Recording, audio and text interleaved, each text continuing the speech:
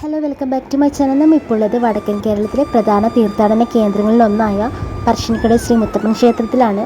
കണ്ണൂർ ജില്ലയിലെ ധർമ്മശാലയിൽ നിന്നും 4 കിലോമീറ്റർ കിഴക്ക് വളവാട്ടണം പുഴയുടെ തീരത്താണ് പറശ്ശിനിക്കടവ് ശ്രീ മുത്തപ്പൻ ക്ഷേത്രം സ്ഥിതി ചെയ്യുന്നത്.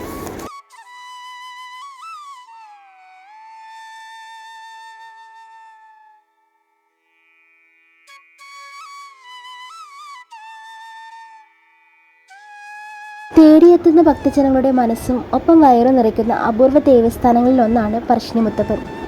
ജാതിയുടെയോ മതത്തിൻ്റെയോ വർണ്ണത്തിൻ്റെയോ ഒരു മാറ്റുനിർത്തലുകളോ അവഗണനകളോ ഒന്നുമില്ലാതെ ഏത് പാതിരാത്രിയിലും ആർക്കും കയറി ചെല്ലുവാൻ കഴിയുന്ന സന്നിധി. മലബാറുകാരുടെ ശക്തിയും കൈത്താങ്ങുമായ പറശ്ശിനി മുത്തപ്പൻ ഒരു വിശ്വാസം എന്നതിലുപരി ഒരു അഭയസ്ഥാനമാണ്.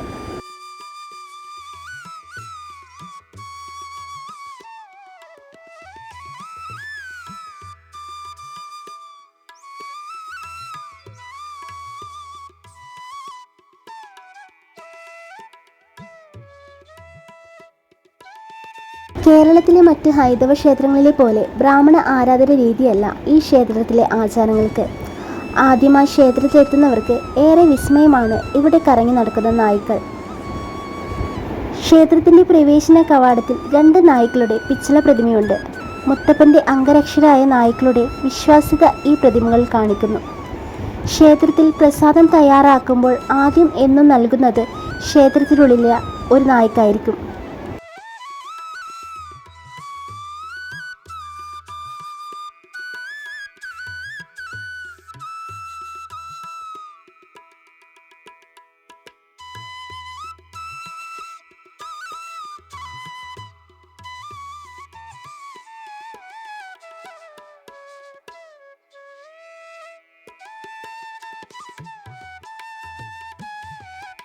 എപ്പോൾ വന്നാലും വയറും മനസ്സും ഒരുപോലെ നിറയുന്നത് ഈ പറശ്ശിനിക്കടവ് മുത്തപ്പൻ ക്ഷേത്രത്തിൽ വെച്ചാണ്. ഇവിടുത്തെ പ്രധാന പ്രസാദം പുഴുങ്ങിയ വൻപയറും ചായയുമാണ്. ശൈവ വൈഷ്ണവ സങ്കല്പമായ ഭഗവാൻ മുത്തപ്പൻ പരബ്രഹ്മ സ്വരൂപനാണെന്നാണ് സങ്കല്പം. തെയ്യക്കോലത്തിൽ വരുന്ന പറശ്ശിനിക്കടവ് മുത്തപ്പൻ ഒരേ പരമാത്മാവായ ഭഗവാന്റെ 2 പ്രധാനപ്പെട്ട ദൈവിക ഭാഗങ്ങളെയാണ് പ്രതിനിധാനം ചെയ്യുന്നത്. ചന്ദ്രക്കലയുടെ രൂപമുള്ള കിരീടം വെച്ച് പരമശിവനെയും മത്സ്യരൂപമുള്ള കിരീടം വെച്ച് ശ്രീ മഹാവിഷ്ണുവിനെയും. ഇവയെ പ്രതിനിധാനം ചെയ്യുന്ന 2 തെയ്യക്കോലങ്ങളായ വെള്ളാട്ടവും തിരുവപ്പനുമാണ് ഇവിടെ കെട്ടിയാടുന്നത്. ഇത് പ്രധാന നിവേദ്യം കള്ളും ചുട്ടമീനുമാണ്.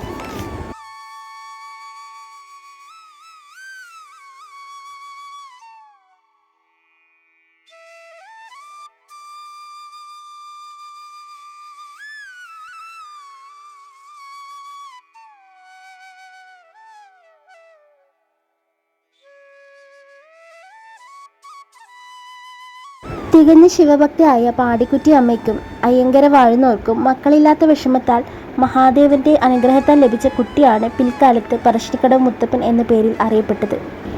ജാതിമത ലിംഗവർണ്ണ ഭേദമില്ലാതെ എല്ലാവരെയും തൻ്റെ സന്നിധിയിൽ ക്ഷണിക്കുന്ന മുത്തപ്പൻ നാട്ടുകാർക്ക് വിശ്വാസത്തിൻ്റെയും ധൈര്യത്തിൻ്റെയും ഒക്കെ ആൾരൂപമാണ്. ജീവിതത്തിൽ പ്രശ്നങ്ങൾ ഉണ്ടാകുന്ന സമയത്ത് മുത്തപ്പന് വെള്ളാട്ടവും തിരുവപ്പനെയും നേരുന്നതും മുത്തപ്പനെ നേരിട്ട് വന്ന് കണ്ട് സങ്കടങ്ങൾ പറയുന്നതും ഇവിടെയുള്ള ആളുകളുടെ ജീവിതഭാഗം തന്നെയാണ്.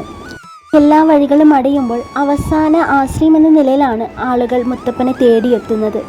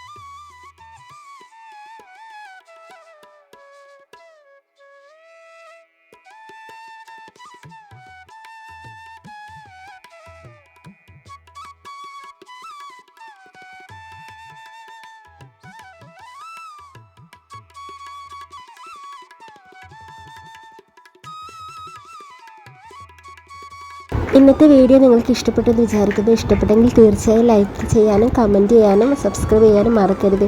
വേറൊരു ദിവസം വേറൊരു വീഡിയോ ആയിട്ട് വീണ്ടും വരുന്നതായിരിക്കും. എല്ലാവർക്കും ബായ്.